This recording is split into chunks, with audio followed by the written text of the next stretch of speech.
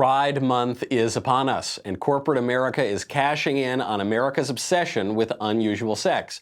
We will analyze how the Queen of Sin became our culture's favorite virtue. Then, the mainstream media misrepresent a surprising poll on abortion, and 2020 Democrats continue to humiliate themselves. I'm Michael Knowles, and this is The Michael Knowles Show.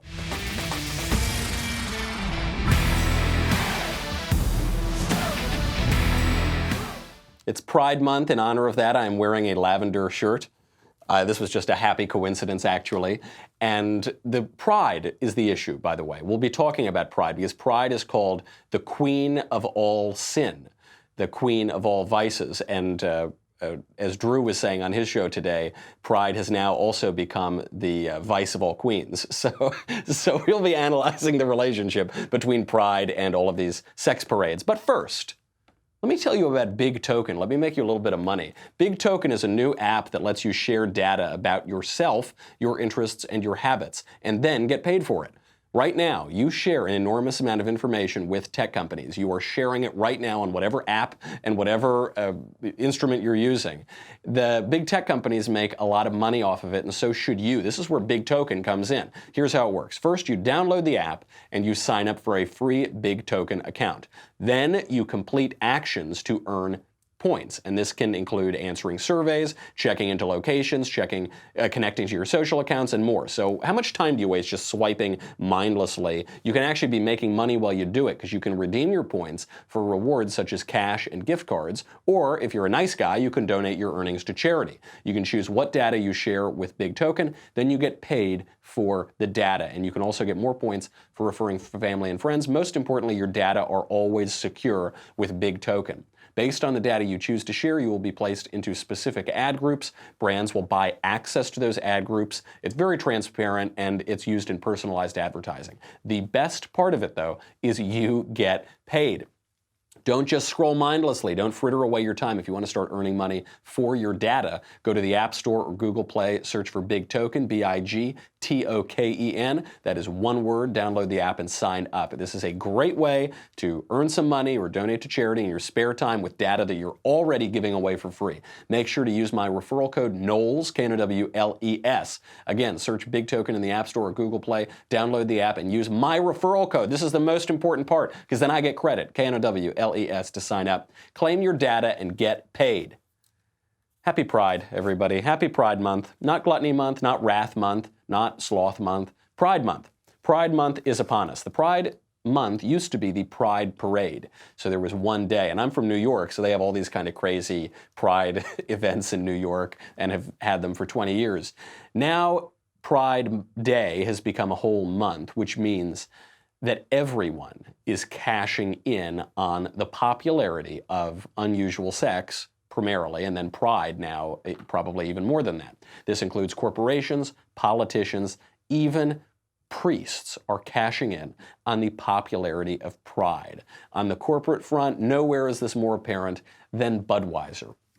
Budweiser beer, the most basic beer in the whole world. Everyone likes Budweiser. Budweiser is now supporting Pride Month in London. They sent a tweet announcing their support for Pride, and then, as a follow-up to this, they have unveiled their new beer drinking cups for every kind of sexual preference. We're not just talking about gay and lesbian. We are talking about sexual preferences that you didn't even know were sexual preferences. Their first cup that they unveiled, they said, fly the flag for Buy Pride. Buy Pride. They say magenta, they have it divided up into a few different colors. Magenta is for same-gender attraction. Blue is for attraction to genders other than your own. And lavender, a mix of the two, represents attraction to your own and other genders, though some interpret it differently. Okay. All right. I mean, the first thing is they talk about all of these different genders. So it's not just that you're attracted to the other gender or it's for your own gender. There are all of these genders. According to Facebook, there are 56 of them. Your beer cup now has to reflect that, apparently. You thought you could just drink beer? No, you have to reflect your very precise, always changing sexual preferences. And let's say, though, that you don't like sex very much. Well, Budweiser is inclusive even of that because they have a cup for asexuals who, quote, don't feel sexual attraction to anyone. Gray is for gray asexuals, who sometimes feel sexual attraction, and demisexuals, who only feel it if they know someone well. White nods to non-asexual allies, and purple represents the whole community. But if the whole community is people who like sex and who don't like sex and who sometimes like sex and who always like sex, then that's all the people. So that's probably the safest cup that you can buy because, you know, if your wife, for instance, says that she has a headache one night when you come home, she, I guess, for that evening would be asexual. Or maybe she just doesn't like you, so she would be demisexual. She wants to have sex, just not with you. Then she'll have that cup. And you, who really, really want to have sex all the time, can also drink out of that cup, which is gray, white, and black, for Pride Month, because you like sex and it's inclusive of the whole community. Just a reminder, we're talking about beer. Everybody drinks beer. Everyone likes beer. Beer, by the way, is the best cure that I've ever seen for asexuality, and demisexuality. The more beer you drink, it turns out your threshold for sex increases, your standards kind of drop down as well. Maybe they'll put that in the follow-up to the campaign. But it's beer. Everybody likes beer. Brett Kavanaugh likes beer. He still likes beer. I still like beer. Everyone likes it. You can drink it out of any cup. But Budweiser needs to cash in on Pride Month because pride is the virtue of our culture. We all love pride. And it's not just Budweiser. All of corporate America does this. The reason that they do this is because right now they see marketing to people with curious sexualities as all upside and no downside. 50 years ago, if you tried to market to gay people, you would have your corporation boycotted. Back when America was more sexually repressed, before the sexual revolution, you couldn't do that. Now, there's actually a lot of downside if you don't advertise toward curious sexualities. And I say curious sexualities instead of gay or lesbian because pride has now expanded to include every sexuality. As Budweiser shows, it even includes non-sexuality. And this is smart marketing because everybody has some sort of weird sexual preference. It's not just gay guys. Every single person in America likes some kind of weird aspect of sex. And I'm sure Budweiser has a cup for you as well. And in Budweiser's defense, at least they're just talking about the sex part. So they say they're embracing Pride Month, but they really just focus it on sex. And as we know from Marketing 101, sex sells, and so I can kind of go with it. Other organizations, other politicians, even other priests are not just focusing on the sex part. They are taking it up a notch and talking about pride itself. This includes 2020 Democrat presidential candidates, including Hiawatha Liz Warren, who did not just affirm her support of boys who like boys and girls who like girls. She came out for pride, dancing in the street in the Boston Pride Parade wearing a rainbow feather boa. Here she is.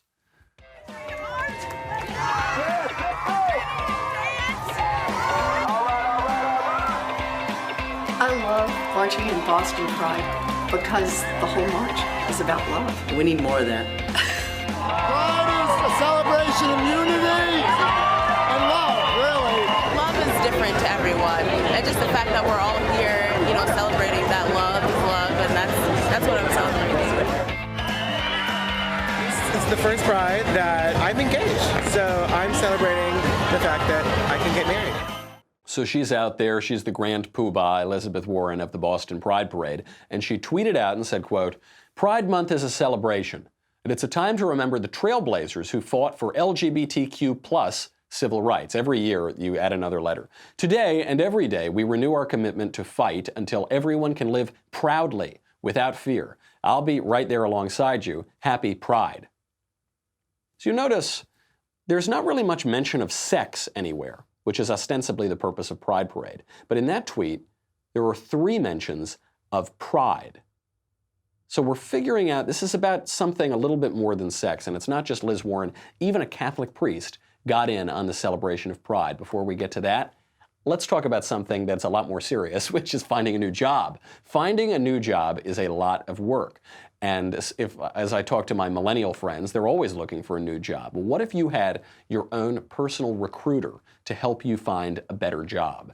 Now, ZipRecruiter's technology can do that for you. We love ZipRecruiter. We love to use them here at the Daily Wire to hire people.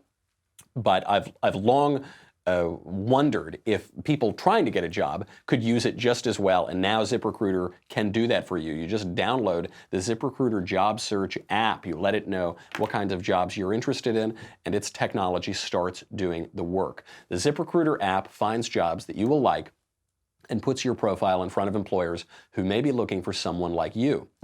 If an employer likes your profile, ZipRecruiter lets you know so that if you're interested in the job, you can apply. No wonder ZipRecruiter is the #1 rated job search app. If I had known about this when I was looking for a job, there is a chance that I wouldn't just be the pizza boy for the Daily Wire. There's a chance that I wouldn't be operating out of a broom closet 18 hours a day. My listeners right now should download the app. Free app, ZipRecruiter job search app today. Let the power of technology work for you. Don't wait. The sooner you download the free ZipRecruiter job search app, the sooner it can help you find a better job. There is no better way to get a better job. Do it right now. You will not regret it.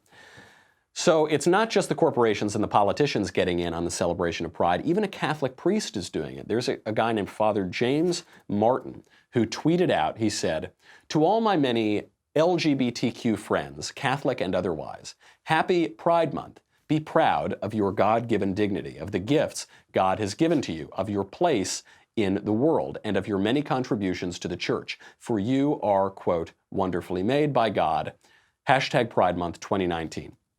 So he talks about pride mostly, a little bit on sexual preference. This is a little strange for Father Martin because the Catholic Church teaches that homosexual acts are intrinsically disordered, so in his job and his role as a priest, it's a strange thing for him to say. But let's put that aside for a second. I think so many discussions of Pride Month are ruined because people want to focus on the sex aspect. Sex has become a very minor aspect of Pride Month. There's no real reason why pride and sex need to be connected. Put the sex aside. Why pride? Why pride? According to Thomas Aquinas, pride is the queen of all sin. It's not just a regular sin. It is the worst sin. It is the beginning of all sin. In the Bible, which Father Martin might consider reading at some point, it says, pride goes before destruction, and a haughty spirit before a fall. In the book of Ecclesiasticus, it says, the beginning of man's pride is to depart from the Lord. His heart has forsaken his Maker, for the beginning of pride is sin. And then you have a priest saying, quote, this is a direct quote, happy Pride Month, be proud. That doesn't make a whole lot of sense, does it? Politicians doing the same thing and corporations doing the same thing.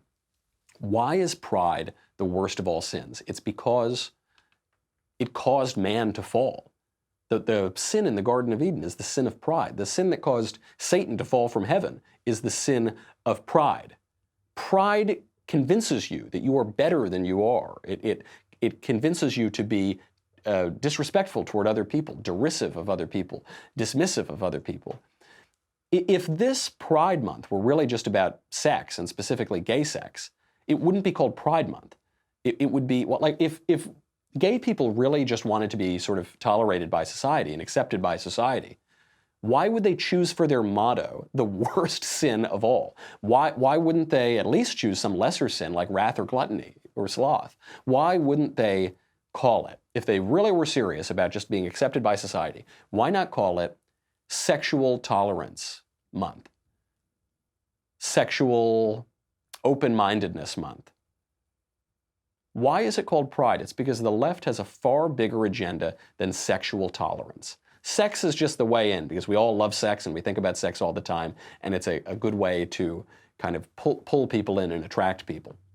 So at this point, homosexuality, I think, is totally tangential to Pride Month. Now it's about gender, it's about sexual identity, so now there aren't just two genders, there are 56 different genders.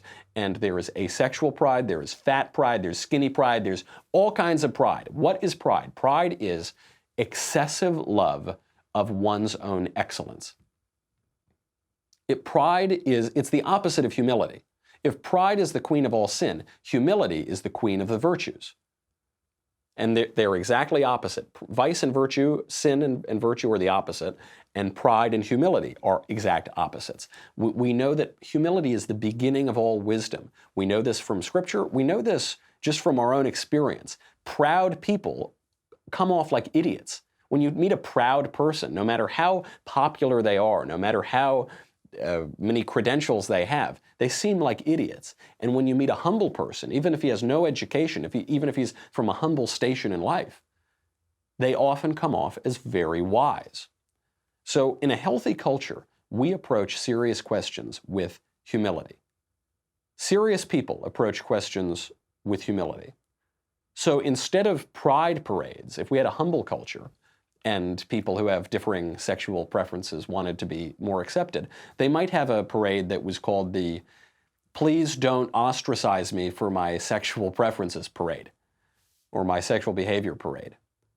Humility would be the recognition that we are all very flawed people, which is certainly the case. Every single person that you have ever met is a very flawed person. Pride is the opposite. Pride is the fantasy that we're all perfect. And that is what is being embraced by the left. That is the agenda being pushed by the left. The leftist agenda is to suggest that human nature is perfectible. We're on our way to progress. That's what progress with a capital P means. And so progressives see the utopia. They see perfect human nature, and we're just marching there. We're so close. Just give us a little bit more money and a little bit more power. And we have a culture that values the self above all other things. So in a good culture, you have selflessness. You have people doing acts of charity for each other. You have people sacrificing for each other, for their children, for future generations. But in our culture, we don't have selflessness. We don't have people. We're about to have the 75th anniversary of the D-Day invasion, of storming Normandy. That was an act of selflessness for the country. That's unimaginable today. Today, what we have are parades celebrating the self. We have self-love. We have self-care. We have selfishness. Selflessness is replaced by selfishness, and humility is replaced by pride. It is a horrible thing. No matter your sexual preferences, no matter your sexual views, no matter your religious views, no matter your moral views, pride is terrible. It will ruin society, and it will ruin your life. If you live in a proud way, if you think you're so great and everyone else is just kind of shorting you and cheating you, and you got a big chip on your shoulder, and everyone's worse than you are, and you're so much better than everyone else, you're going to have a terrible life. Do not be proud. You have no reason to be proud. You should be humble. We should have humility parades. That's a good example. I mean, every single person has some sort of weird sexual desires. Statistically, every person who has ever walked the earth has some sort of weird sexual desire, which is why these sorts of parades are compelling to people, because they say, oh, well, I've got kind of weird sexual desires. There, but for the grace of God go I. That is a cause for humility. It's a cause for saying, gosh, I'm a little bit off. We're all a little bit off. Okay, maybe we should be aware of that. It is not a source of pride. We should not have pride, not in our sex, not in our physical appearances, we shouldn't have pride in any of those things. Even in our intelligence, we shouldn't take pride. Even in, we talk about national pride, how proud we are of our country. Even national pride, I wouldn't use that term. I have a devotion to my country. I have a love for my country. I have a loyalty to my country and my countrymen. But I don't know that it's pride per se. It's more personal, it's more real, it's more tangible, it's more of a relationship.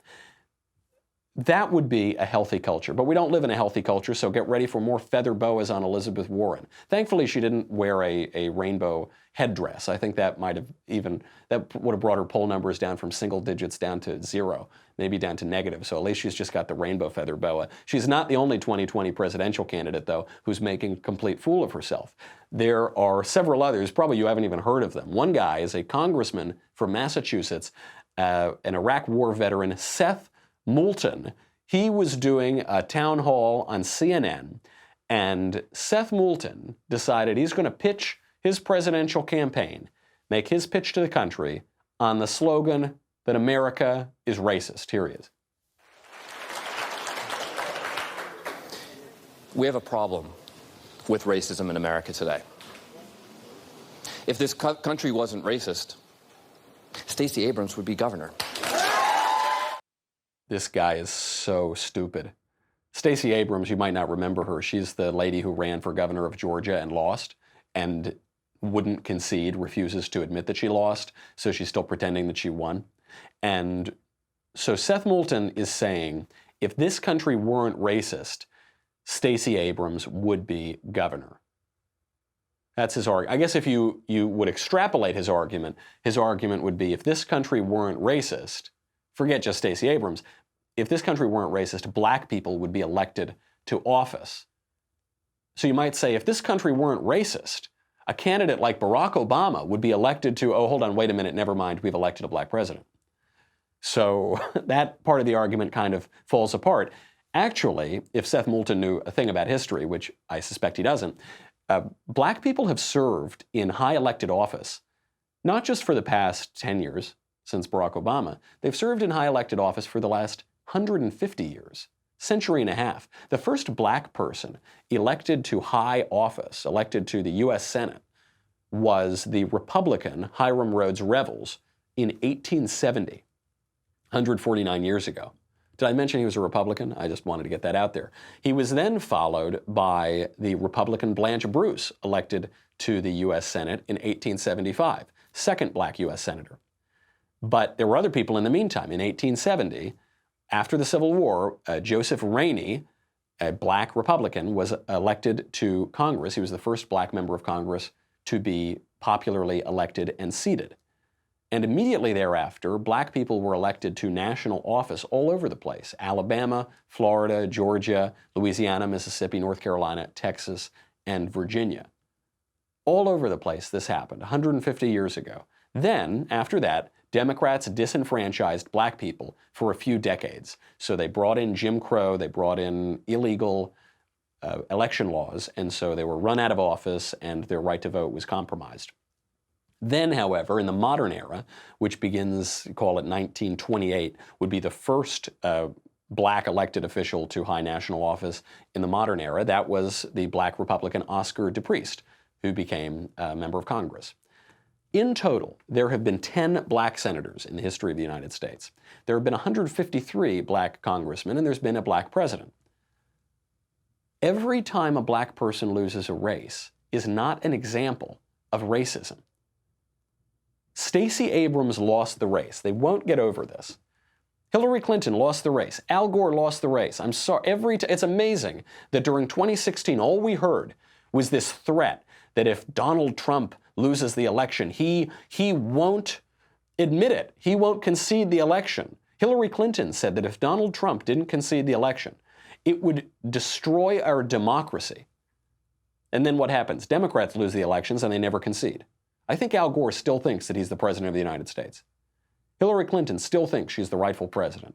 She talks about it. The Russians stole it. The Macedonians stole it.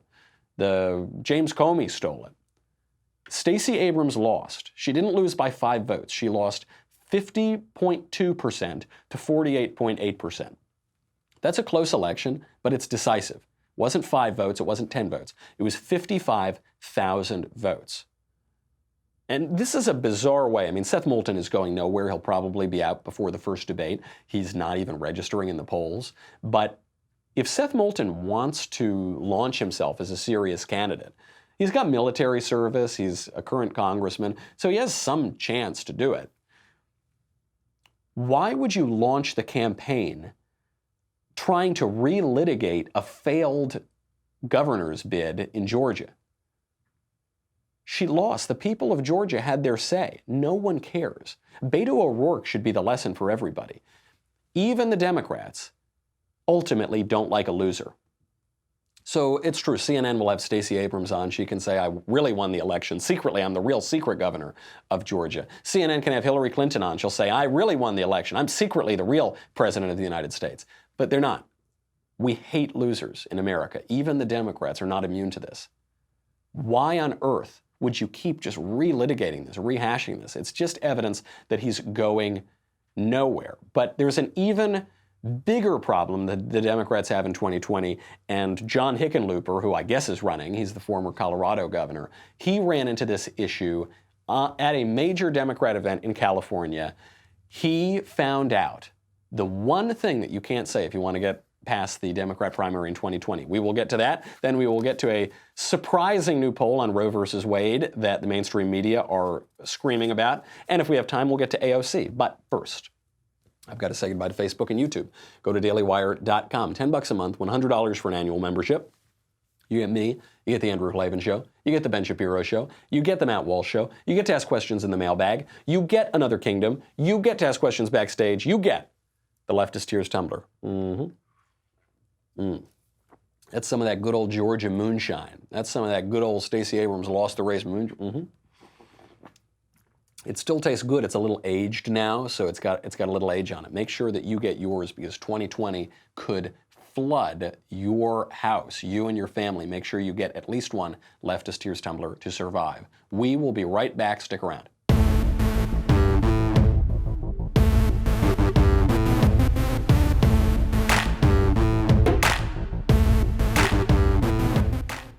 So, Seth Moulton is not the only wacko 2020 candidate. There is another one, John Hickenlooper, he's so wacky because he's so sane. He's the former governor of Colorado, and he's at an event for California Democrats, and he's trying to pull his party back from the brink. So he says, listen, guys, I really want us to win in 2020. I really hate Donald Trump. I really want to institute Democrat policies. We're not going to be able to do that if we keep pushing socialism on the American people.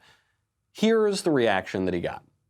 If we want to beat Donald Trump and achieve big progressive goals, socialism is not the answer.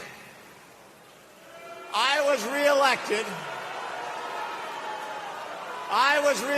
in a purple state in 2014, one of the worst years for Democrats in a quarter century. We shouldn't try to achieve universal coverage by removing private insurance from over 150 million Americans. We should not try to tackle climate change by guaranteeing every American a government job. Hold on. As the Democratic Party, we have to create a vision for this country. I want to give Americans a reason to look forward to tomorrow. They're screwed. The Democrats are completely screwed. If that's the reaction that he's getting by saying, hey, we're not socialists, we shouldn't just have a totally socialist government that gives a job to everybody like we're Maoist China or something. If the reaction is boo, boo, boo, if he has to say, wait, hold on, let me finish, that party is in deep, deep trouble. How can they possibly win? It's not like this guy is some conservative. He's the former governor of Colorado. He's at an event for California Democrats, and he's just acknowledging a flat electoral reality, which is that the majority of Americans will not vote for a socialist. This is a fact. Few Democrat politicians watch this show, so I'm not worried that they'll get the secret out here. But most Americans will not vote for a socialist. According to a 2018 poll from Hill TV and Harris-Sachs American Barometer, 76% of Americans would not vote for a socialist. That is overwhelming. That is decisive. A more recent poll just came out just last month from Monmouth University. 57% of Americans believe that socialism is incompatible with American values. We should have known that. I mean, President Trump reads the polls. President Trump is pretty good at putting his finger on the pulse of the American people. He came out during that State of the Union and said, America will never be a socialist country. It's one of the greatest lines of any speech he's given in his entire presidency. And yet, most Democratic candidates for president are running as socialists. Make no mistake. They don't all use the word socialist. Some of them do. Obviously, Bernie Sanders does and has for decades. But they are all running as socialists. Virtually all of them have embraced the Green New Deal. The Green New Deal is socialism. It is a radical form of socialism. It's a $93 trillion socialist plan that would give the government control over virtually the entire economy.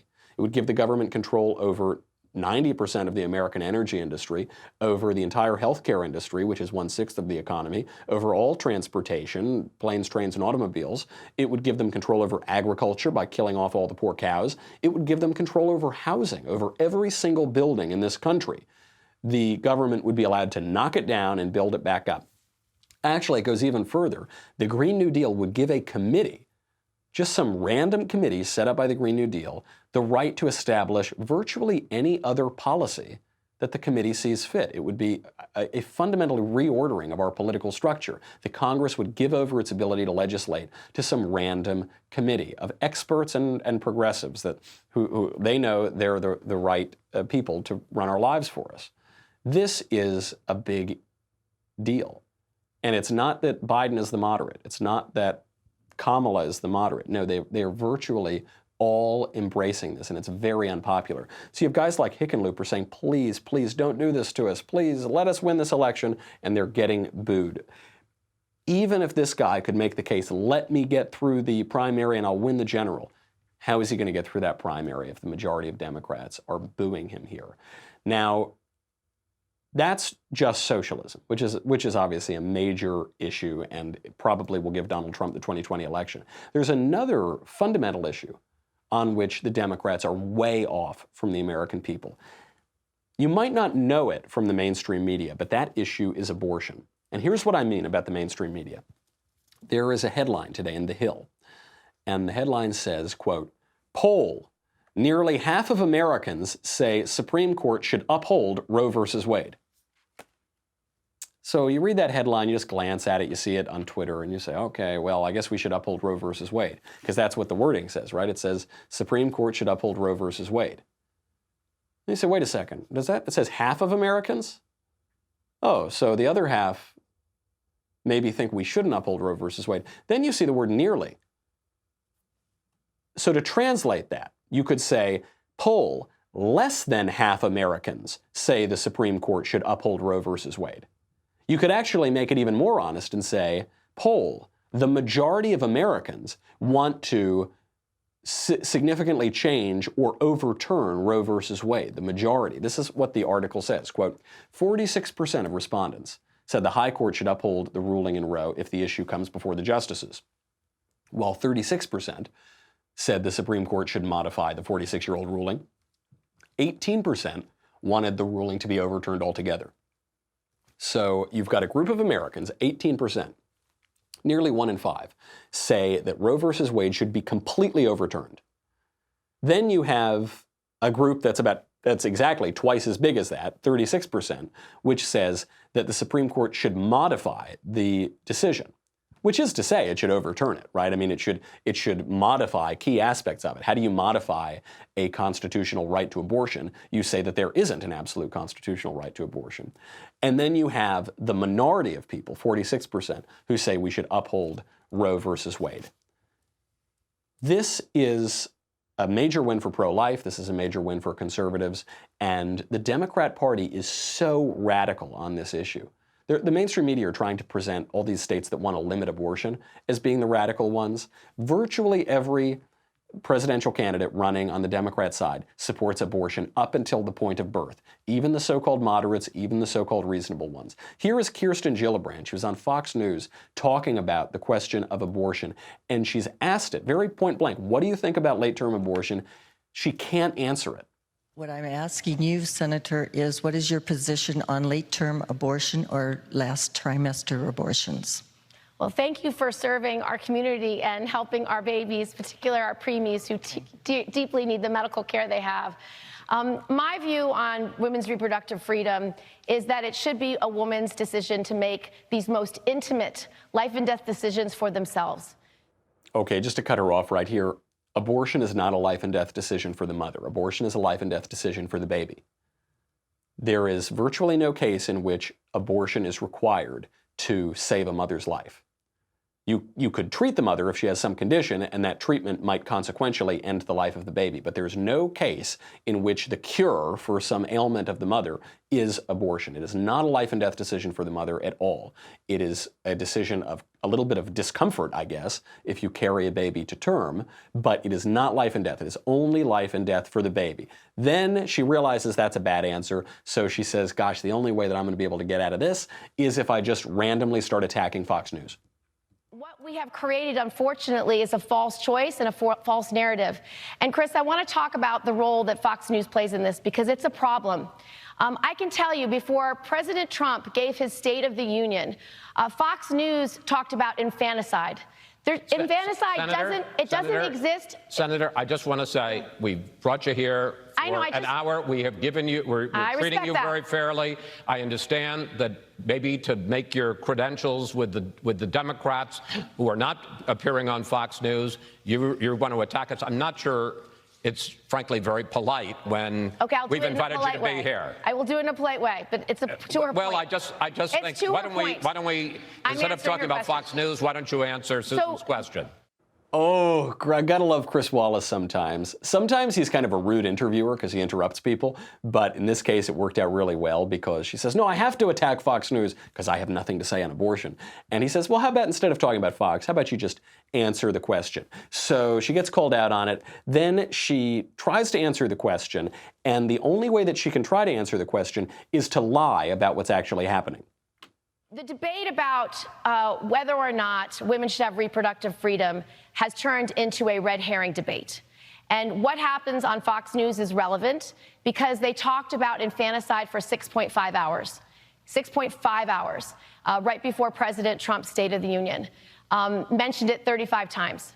That is not the debate of what access to reproductive care is in this country. It doesn't happen. It's illegal. It's not a fact.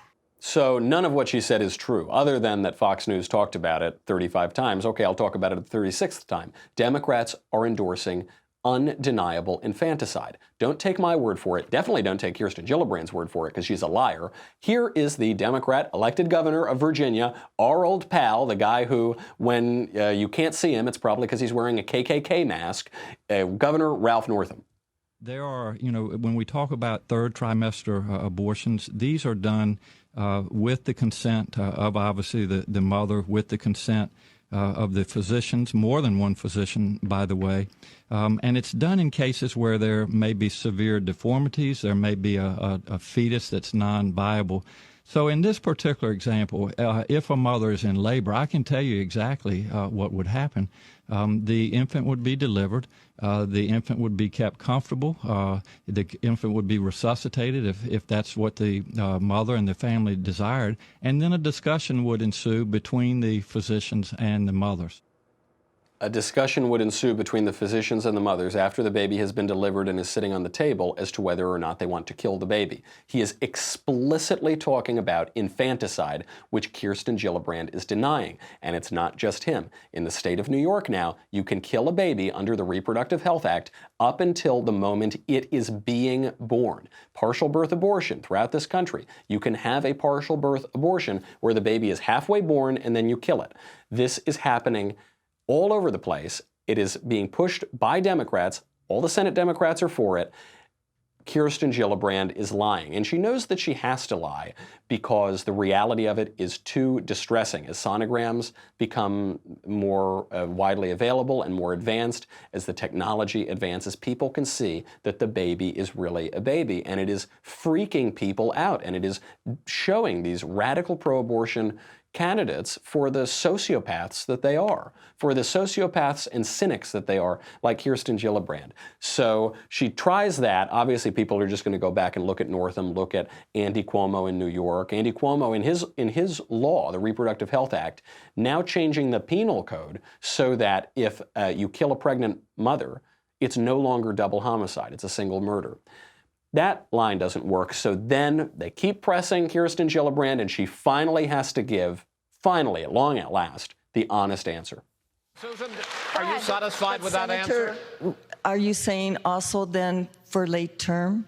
So I support Roe v. Wade, okay? Roe v. Wade is the settled Supreme Court precedent that decides the entire issue. And so I support Roe v. Wade. I believe it should be codified. It's been law of the land for over 30 years.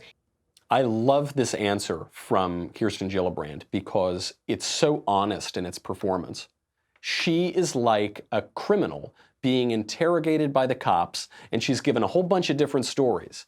They say, what do you think about late-term abortion, Kirsten? He goes, what are you talking about late-term abortion? This is a red herring debate. This is the Fox News. I don't want to hear about Fox News. Answer the question. Well, Fox News talked about it for 35 hours. Okay, that's fine. What do you think about abortion? Well, look, I think that infanticide, it's not happening. It's not happening anywhere. Answer the question, Kirsten. What do you think about abortion? Okay. I support Roe versus Wade. Okay?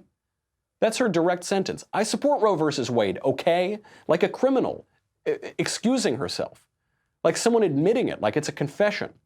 She's desperate. She's tried now for several minutes to get around this question. She goes, okay, you caught me. I support Roe versus Wade. I think that a woman should be able to kill her child up until the moment of birth, maybe after birth, I don't know. At least until the moment of birth. She is admitting that, and it's that okay. That gives away the whole story. Because if you asked me, what do you think about abortion? I'd say, I oppose abortion. You say, okay, I guess that would be the end of the discussion. If I were beating around the bush, I wouldn't need to say, I oppose abortion, okay? I'm not trying to hide it, because our opinion is correct. We should not kill babies. That's the right opinion. That's the moral opinion. That's the right side of history, if you believe in sides of history. Feel totally comfortable, totally at peace with that opinion. She doesn't feel at peace with her opinion. Democrats don't feel at peace about their opinion. One, because it's immoral, and two, because it's electoral suicide. The majority of Americans want to change Roe versus Wade. The majority of Americans either want to change Roe versus Wade or overturn it completely. This is an electoral loser for Democrats. And this brings us to our favorite darling of the Democrat Party, the socialista from northern Westchester who pretends she's from the Bronx, Alexandria Ocasio-Cortez, who faced a lot of electoral trouble now going back to her district. She was walked out on by a number of military veterans. Now, this hasn't happened too much before, not because she hasn't offended a lot of military veterans, but because she never goes back to her district. A lot of people are saying she was elected in January, and that was the last time they saw her until last month when she showed up because she's got to campaign again. But she just went to D.C. You got to remember, she's not from her district either. She's not from New York's 14th. She grew up a town over from me in northern Westchester. She grew up actually in a ritzier town than I did, and she lived there all throughout high school, then all throughout elementary, middle school, and high school. Then she went to college in Massachusetts. Then she came back and, according to Westchester land records, lived with her mother in northern Westchester until 2016.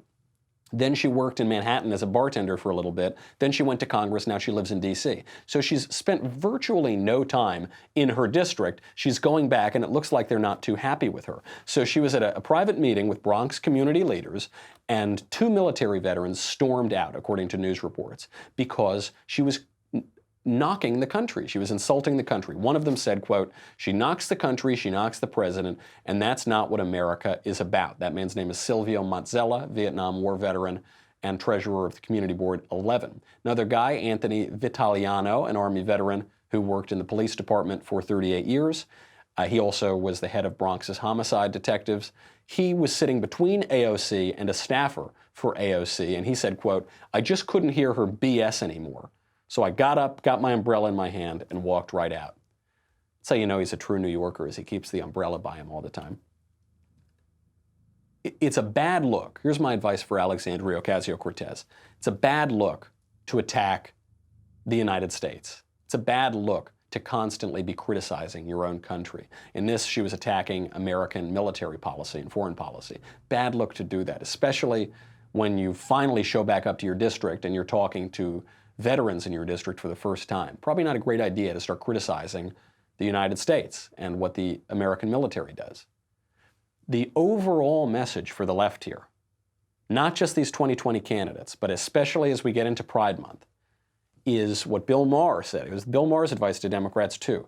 Message discipline. When the now de facto leader of the Democrat Party, Alexandria Ocasio-Cortez, don't take my word for it, by the way, that she's the head of the party. The chairman of the DNC, Tom Perez, said that AOC is the future of the Democrat Party. When she's bashing America to a bunch of military veterans, when Kirsten Gillibrand is endorsing abortion up until the point of birth, when Seth Moulton is saying that America is hopelessly racist and saying that people who lost elections really won elections, when the entire left, politicians, corporate America, even our religious institutions, are embracing pride, the queen of all sins, the worst possible sin imaginable, you know you've lost the narrative. Fine by me. I don't want the left to win anything. So I'm perfectly happy for them to go out there and say, hey, we're not just talking about sex, we're talking about pride. Let's celebrate pride. And for all of their politicians to talk about how awful America is, how they all support socialism. When you get booed for saying America shouldn't be a socialist country, we all support socialism, we all support late-term abortion. Good, go out there, but you have lost the narrative. You are on a narrative that is fundamentally at odds with the United States, with our national history, with our people, and with reality. That's where the left is right now. Can you imagine how fun the rest of 2020 is going to be? That's our show. Come back tomorrow. In the meantime, I'm Michael Knowles. This is The Michael Knowles Show. I'll see you then.